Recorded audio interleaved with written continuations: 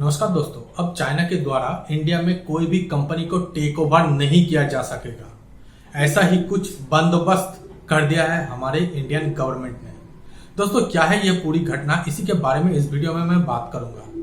तो चलिए पूरे डिटेल में जानते हैं।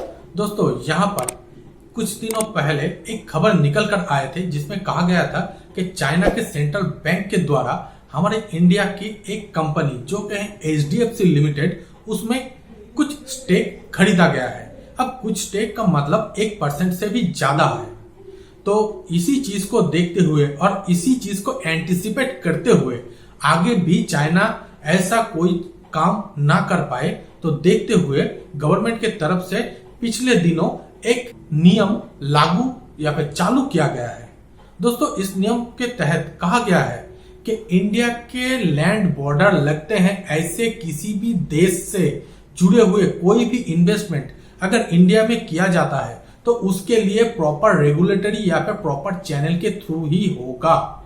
जैसे कि इन्वेस्टमेंट यहां पर कहा जाता है एक पोर्टफोलियो इन्वेस्टमेंट, जो कि किसी भी कंपनी का 10% से कम स्टेक खरीद सकते हैं, या फिर पोर्टफोलियो के द्वारा किसी भी कंपनी में 10% से कम अगर कोई शेयर खरीदते हैं।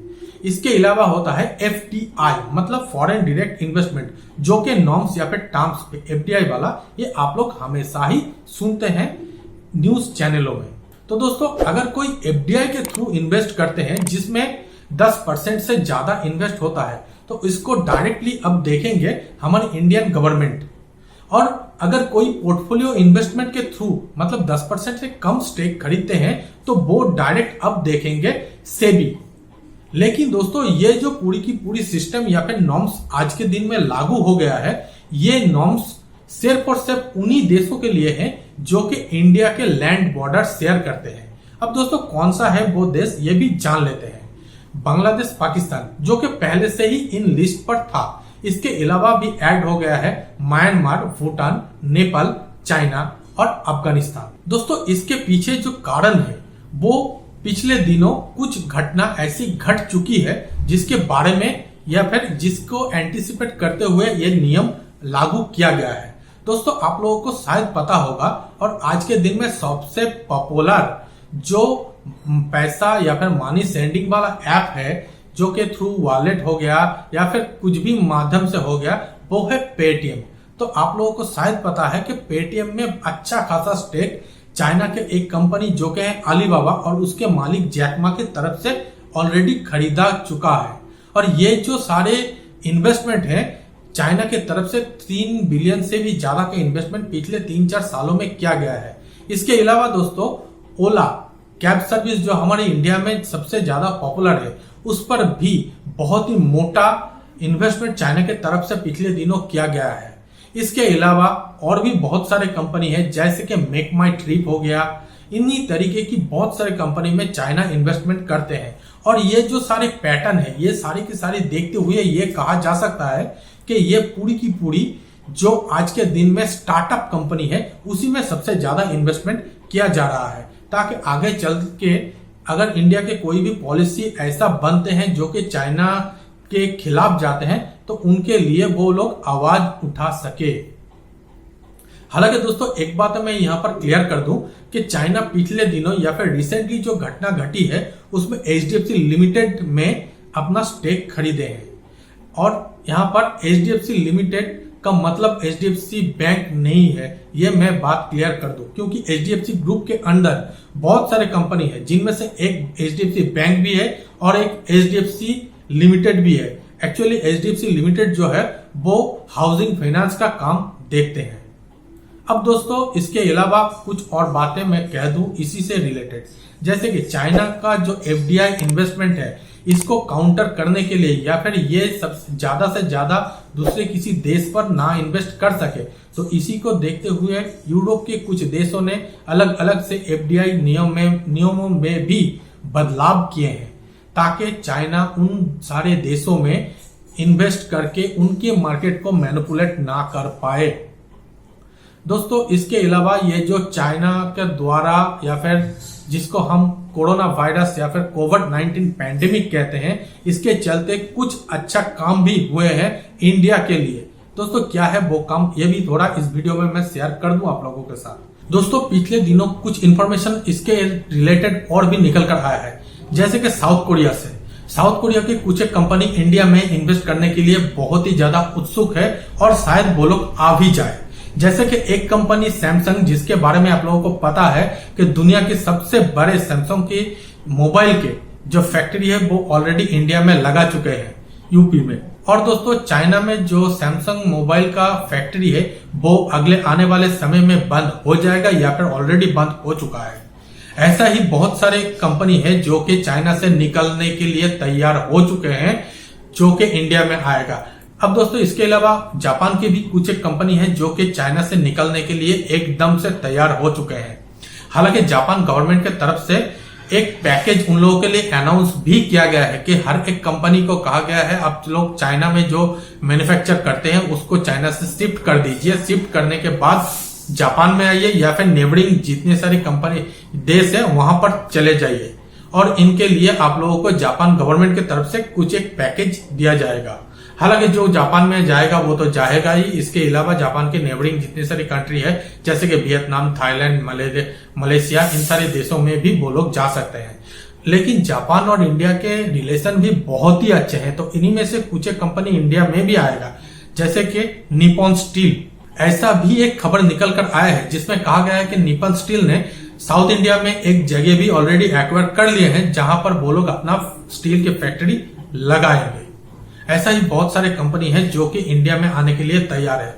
इसके अलावा दोस्तों यूएसए की भी 200 कंपनी चाइना से निकलने के लिए तैयार हो चुके हैं, जो कि आप लोगों को शायद पता है, और उनमें से बहुत सारे कंपनी इंडिया आने के लिए बहुत ही ज्यादा इच्छुक है। अब यहाँ पर बात आती है एक, वो ये कि हमारे देश की जो पॉलिसी है वो क्या और थोड़ा लिबरल हो सकती है ताकि इन सारी कंपनियों को इंडिया में एकोमोडेट किया जा सके। अगर इंडिया में आते हैं ये सारी कंपनी तो इंडिया में बहुत ज्यादा जो अनएम्प्लॉयमेंट है उसको भी कम होने के लिए या फिर कम किया जा सकेगा। तो इसके रिलेटेड गवर्नमेंट क्या क्या पॉलिसी बनाते हैं वो भी देखना होगा। उम्मीद करूंगा कि गवर्नमेंट इसके रिलेटेड या फिर इन सारी कंपनी को अपने देश में लाने के लिए वो सुटेबल प्रोसीड्योर कदम उठाएंगे ताकि इन सारी कंपनी इंडिया में आए, बिजनेस करे। इंडिया में इतना बड़ा मार्केट है, यहाँ इस मार्केट को भी कैटर कर सके और इंडिया से माल या फिर अपना जो सामान है उसको एक्सपोर्ट भी कर सके। तो दोस्तों ये सारी चीज आगे आने वाले समय में देखना होगा क्या होता है। लेकिन दोस्तों इन सारी घटनाओं को देखते हुए एक चीज या फिर एक बातें हम लोग कह सकते हैं कि आगे आने वाले समय में या फिर कोरोना वायरस पैंडेमिक को खत्म होने के बाद शायद वर्ल्ड सिनारियो या फिर दुनिया जैसे आज के दिन में है ऐसा नहीं रहेगा। इसमें बहुत ज्यादा या फिर बहुत बड़ा चेंजेस दिखाई देगा, ये आज के दिन से पता चल रहा है। क्योंकि दोस्तों आज के दिन में ये तो पता ही चल रहा है कि चाइना के अगेंस्ट में हर एक देश एकजुट हो रहा है, चाहे वो यूरोप हो, अमेरिका हो, और इंडिया भी कुछ हद तक चाइना के फॉर्म में तो नहीं है और अगेंस्ट में शायद ना हो, न्यूट्रली अभी शो कर रहा है अपने आप को। दोस्तों इसके अलावा चाइना द्वारा और एक काम किया गया है इंडिया के लिए, यह भी मैं आप लोगों के साथ शेयर कर दूं। पिछले दिनों चाइना के द्वारा टेस्टिंग किट, मतलब कोरोना वायरस वाला टेस्टिंग किट 5 लाख की क्वांटिटी में इंडिया में भेजा गया है। अब ये भेजा गया है, इसके पीछे कारण है कि गुडविल जेस्चर, मतलब इंडिया चाइना के लिए लॉबिंग करे, और अगर इंडिया लॉबिंग करते हैं तो चाइना में शायद प्रॉब्लम या फिर जो चाइना को डर है इकोनॉमिक रिलेटेड वो सारी चीजें कम हो जाए, या फिर चाइना का जो सॉफ्ट पावर है वो दिखाने की कोशिश करे इंडिया में या फिर इंडियन लोगों को, ताकि चाइना भी हमारे लिए अच्छा करता है ऐसा कुछ सोचा जा सके इंडिया में। लेकिन दोस्तों जो मजे की बात यह है कि वो जो जितने सारे किट है उसको हमारे देश के डीआरडीओ ने टेस्टिंग किए हैं और उसमें 70% से ज्यादा किट फेलियर हो गया है, अप टू द मार्क नहीं है, और उसमें 30% से भी कम ऐसे किट है जिसको आप काम में ले सकते हो। तो दोस्तों ऐसा ही कुछ पिछले दिनों यूरोप में भी हुआ था, जो कि चाइना अपने किट भेजे थे और वो ज्यादा से ज्यादा या फिर मैक्सिमम किट ही फॉल्टी था, तो उन लोगों ने ये सारे किट चाइना को रिफंड कर दिए थे।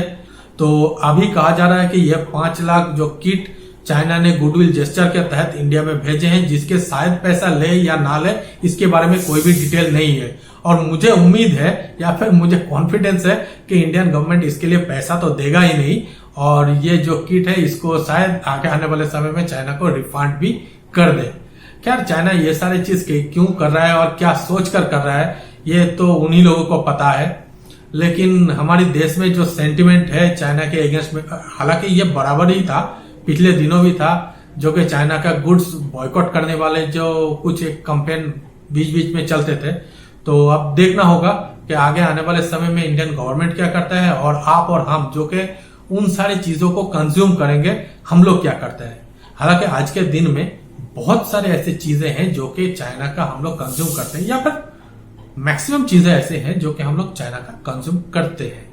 खैर, देखना होगा क्या आगे आने वाले समय में क्या होता है, क्या डेवलपमेंट होते हैं। जो भी होता है मैं आप लोगों के साथ वो भी शेयर कर दूंगा। तो दोस्तों, उम्मीद करता हूँ ये वीडियो आप लोगों को काफी अच्छा लगा होगा, क्योंकि ये वीडियो बनाने के लिए बहुत सारी इंफॉर्मेशन भी गैदर करना पड़ता है और बहुत सारी एफर्ट भी लगता है। तो इसी चीज को देखते हुए उम्मीद करूंगा यही कि आप लोग इस वीडियो को ज्यादा से ज्यादा लाइक कीजिए, अपने दोस्तों के साथ ज्यादा से ज्यादा शेयर कीजिए और हमारे चैनल को सब्सक्राइब करना तो एकदम भी मत भूलिए। तो मिलते हैं अगले वीडियो में, तब तक के लिए थैंक यू, जय हिंद, नमस्कार।